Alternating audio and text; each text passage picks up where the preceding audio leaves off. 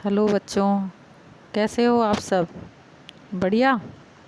तो मैंने आपको पिछली कक्षा में चैप्टर पढ़ाया था, थर्ड चैप्टर कल्लू कुम्हार की ऊना कोटी। ये हमारा अभी आधा ही हुआ था। अब इससे आगे हम स्टार्ट करेंगे। सबसे पहले फिर से मैं एक बार आपको रिवीजन करवा दूँ इस पार्ट का कि ऊना कोटी का क्या अर्थ है। ऊना कोटी का अर्थ है 1 करोड़ से कम। क्या है इसका अर्थ? 1 करोड़ से कम। त्रिपुरा में एक जगह है ऊना कोटी, ठीक है। यह एक क्या है? दंत कथा है। और किसके द्वारा रचित है ये? किसने लिखी है? कौन है इसके लेखक? के विक्रम सिंह। यह एक यात्रा वृत्तांत है जिसमें एक टीवी कार्यक्रम की शूटिंग करने पहुंचे थे लेखक। कहाँ पर? त्रिपुरा की यात्रा पर। वहाँ की भौगोलिक स्थिति, संस्कृति, वहाँ के जनजातीय समाज, संगीत, वाद्य यंत्र, घरेलू उद्योग धंधे, आधुनिक कृषि परंपरा, धार्मिक रीति रिवाज और मान्यताओं का वर्णन इसमें किया गया है। तो अब हम इस चैप्टर को विस्तार से पढ़ेंगे और ध्यान से पढ़ेंगे इस चैप्टर को। अब आप त्रिपुरा में लगातार बाहरी लोगों के आने से कुछ समस्याएं तो पैदा हुई हैं। कहाँ पर?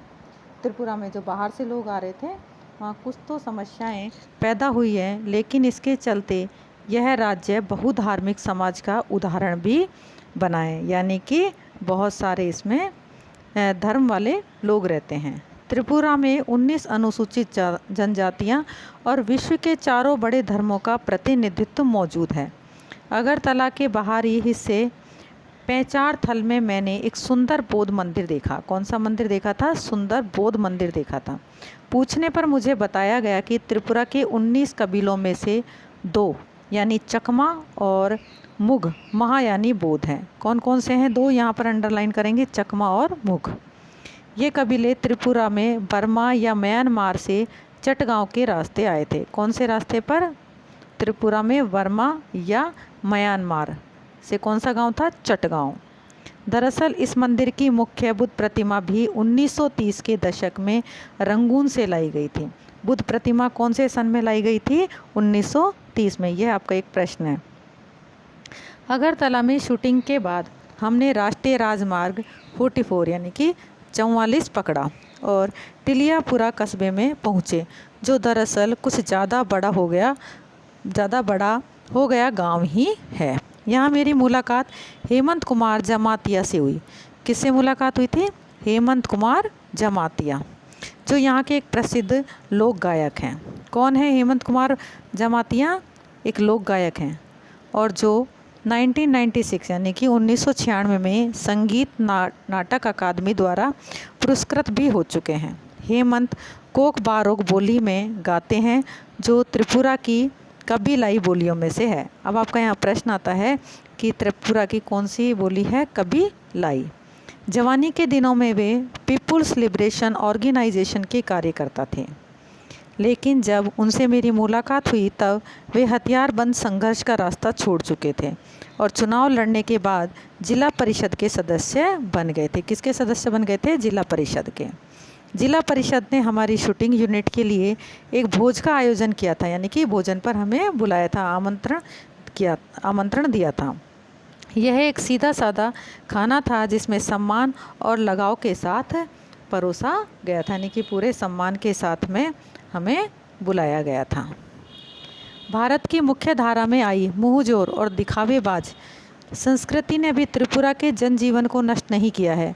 भोज के बाद यानी कि भोजन के बाद मैंने हेमंत कुमार जमातिया से एक गीत सुनाने का अनुरोध किया और उन्होंने अपनी धरती पर बहती शक्तिशाली नदियों, ताजगी भरी हवाओं और शांति का एक गीत गाया। त्रिपुरा में संगीत की जड़ें काफ़ी गहरी प्रतीत होती हैं। गौरतलब है कि बॉलीवुड के सबसे मौलिक संगीतकारों में से एक एस.डी. बर्मन। कौन है संगीतकार? एस.डी. बर्मन त्रिपुरा से ही आए थे। दरअसल वे त्रिपुरा के राज परिवार के उत्तराधिकारियों में से थे। टिलियापुरा शहर के वार्ड नंबर 3 में मेरी मुलाकात एक और गायक मंजू ऋषिदास से हुई। किससे हुई थी? ऋषिदास से। ऋषिदास मोचियों के एक समुदाय का नाम है, लेकिन जूते बनाने के अलावा इस समुदाय के कुछ लोगों की विशेषज्ञता थाप वाले वाद्य यंत्रों जैसे तबला और ढोल के निर्माण और उनकी मरम्मत के काम में भी है। मंजू ऋषिदास आकर्षक महिला थी। कौन थी मंजू ऋषिदास? एक महिला थी और रेडियो कलाकार होने के अलावा नगर पंचायत में अपने वार्ड का प्रतिनिधित्व भी करती थी। अब अगर इनके बारे में पूछा जाए तो क्या क्या थी? एक मंजू ऋषिदास एक आकर्षक महिला थी, रेडियो कलाकार थी और नगर पंचायत में अपने वार्ड का प्रतिनिधित्व भी करती थी। वे निरक्षर थी, यानी कि वो पढ़ी लिखी नहीं थी, लेकिन अपने वार्ड की सबसे बड़ी आवश्यकता यानी कि स्वच्छ पेयजल यानी कि पीने के पानी के बारे में उन्हें पूरी जानकारी थी। नगर पंचायत को वो अपने वार्ड में नल का पानी पहुंचाने और इसकी मुख्य गलियों में ईंटें बिछाने के लिए राजी कर चुकी थी। हमारे लिए उन्होंने 2 गीत गाए और इसमें उनके पति ने शामिल होने की कोशिश की, क्योंकि मैं उस समय उनके गाने की शूटिंग भी कर रहा था। गाने के बाद वे तुरंत एक गृहिणी की भूमिका में आ गई और बगैर किसी हिचक के हमारे लिए चाय बनाकर ले आई। मैं इस बात को लेकर आश्वस्त हूँ कि किसी उत्तर भारतीय गांव में मेरा ऐसा होना संभव नहीं है, क्योंकि स्वच्छता के नाम पर एक नए किस्म की अछूत प्रथा वहाँ अब भी चलन में है। त्रिपुरा के हिंसाग्रस्त मुख्य भाग में प्रवेश करने से पहले अंतिम पड़ाव टिलियापुरी है। राष्ट्रीय राजमार्ग 44 पर अपने अगले 83 किलोमीटर यानी मनु तक की यात्रा के दौरान ट्रैफिक सीआरपीएफ की सुरक्षा के काफिलों की शक्ल में चलता है। मुख्य सचिव और आईजी सीआरपीएफ से मैंने निवेदन किया, यानी कि उनसे अनुरोध किया कि वे हमें घेरबंदी में चलने वाले काफिले से आगे आगे चलने दें। थोड़ी ना नुकर के बाद वे इसके लिए क्या हो गए? तैयार हो गए, लेकिन उनकी शर्त यह थी कि मुझे और मेरे कैमरामैन को सीआरपी की हथियारबंद गाड़ी में चलना होगा और यह काम हमें अपने जोखिम पर भी करना होगा। आपको इतना समझ में आया? नहीं आया तो फिर आप मुझे बताएंगे कि हमें नहीं आया, फिर वहाँ पर आप अंडरलाइन कर लेंगे। स्कूल में हम फिर डिस्कस कर लेंगे जब मिलेंगे।